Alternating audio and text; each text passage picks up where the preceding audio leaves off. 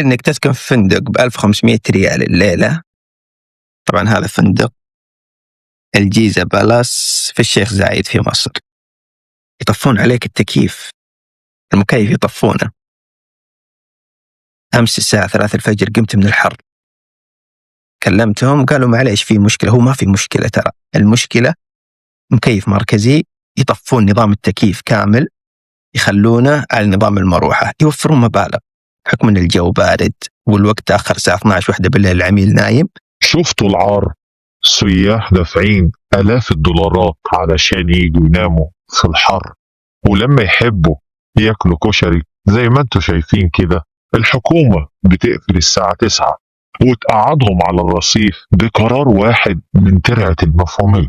دمرتوا السياحة وضربتوا الجنيه اللي بيغرق أصلا. احنا وصلنا لمرحلة من الغباء تفوق الخيال. انت كده بتدمر السياحة اللي بقالك سنين بتحاول ترجعها، وإعلانات ليل ونهار بقرار واحد من ترعة المفهومية وقع السياحة والاقتصاد، وضرب العاملين في ورديات بالليل في مقتل وموتهم بالبطيء. ولو كنت فاكر ان الموضوع موضوع طاقة تبقى غلبان. عبده بيغصب الشعب ويقفل البلد علشان يزهق الناس، وتترجاه يزود أسعار الكهرباء زي ما قال قبل كده لو عايز أزود الكهرباء هضربها في 4 أضعاف. طبعا الشعب المصري غلبان، وعلشان الناس تنزل شغلها وتفتح محلاتها وأكل عيشهم هيوافقوا ويزودوا الكهرباء بالسعر اللي يعجبه، في مقابل انه يرفع الحظر عنهم ويخليهم يفتحوا المحلات. ودي خطة خبيثة جدا السيسي بيعملها، رغم انه من اسبوعين رفع سعر البنزين والمحروقات 3 جنيه مرة واحدة والدنيا ولعت. والمفروض انه بعد ما عمل كده يسيب الناس في حالها علشان تتنفس وتشتغل، ولكن عقلية العسكر بتقول له طول ما الحمار ساكت هزود الحمل، ولما يموت يبقى نصيبه بقى. بمعنى أصح إن السيسي ضرب عصفورين بحجر، زود البنزين والمحروقات وخلى الناس تصرح، وعلشان يهديهم دخل عليهم باسطوانة الحرب وإننا في أزمة ونحن نخوض حربا أكثر شراسة من اللي بتاخدها إيران مع أمريكا وإسرائيل، فلازم عزيزي المواطن نعمل لك حظ ونقعدك في البيت أو نرفع الكهرباء 3 أضعاف ونفتح ليك المحلات بعد الساعة 9. بس خليك عارف لو إيران ضربت صاروخ هنا أو هنا أنا مش مسؤول، وهرجع أقفل تاني وهرفع البنزين والكهرباء وهتبقى سواد على الكل. هو ده السيناريو المتوقع، وده اللي السيسي عمله في الشعب وهيعمله. وأكبر دليل على كده إن مدبولي الخدام بتاعه قال لك لو سعر برميل البترول رفع ل$150 أو $200 هناخد إجراءات أشد وأكثر صرامة من دلوقتي. والدنيا واضحة قدامكم يا مصريين وباينة زي الشمس.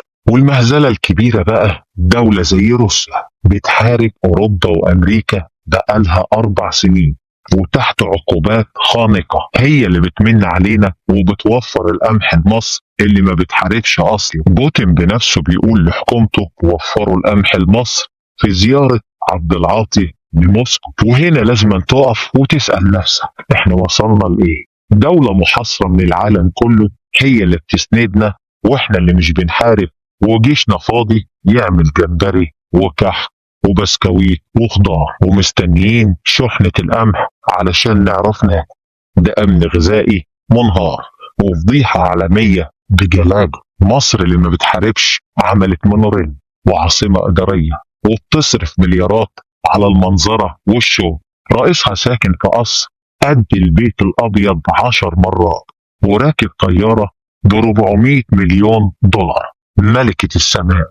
لكن لما تيجي عند الأساسيات واللقمة نستنى روسيا تبعت لنا القمح. انت متخيل الذل الاقتصادي؟ بلد عندها فلوس للخرسانة والقصور وما عندهاش تأمن أكل الناس.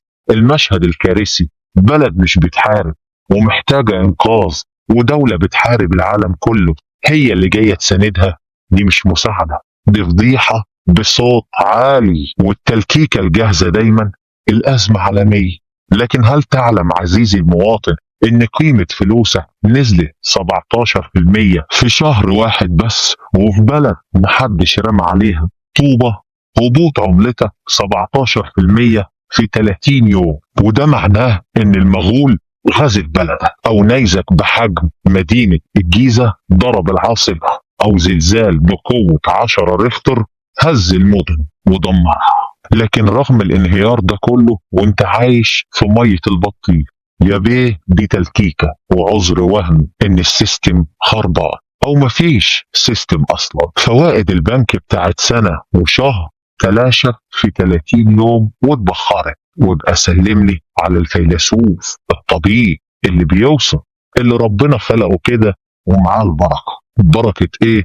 والناس بتشحت. تخيل يا مؤمن، إسرائيل بتحارب سنتين على 6 جبهات وخسائرها 57 مليار دولار، وإحنا وقفنا في الشارع 18 يوم في ثورة يناير نخسر 450 مليار دولار. لو بتكلم دباديب يا سيسي هتحترم عقولهم والله أكتر من كده. ودي تصريحات وهو اللي قالها، مش كلام من عنه. السيناريو واضح، هيجس نبضكم بمقترحات خدامين النظام زي ما واضح قدامكم كده. ومصطفى مدبولي قدم الاقتراح ده، ولو رضيتم بالزيادة هيفتح الكهرباء ويغليها، ولو اعترضتم هيقول لكم الحرب والظروف وخالتي ومش عارف ايه. بس هل تفتكروا بوتين هيساعدنا لله وللوطن، ولا احنا بقينا مجرد عبء على الكوكب كله بسبب عقلية الفيلسوف ترعة المفهومية؟ ومين اللي هيحاسب على ال17% اللي طاروا من جيبه في شهر واحد؟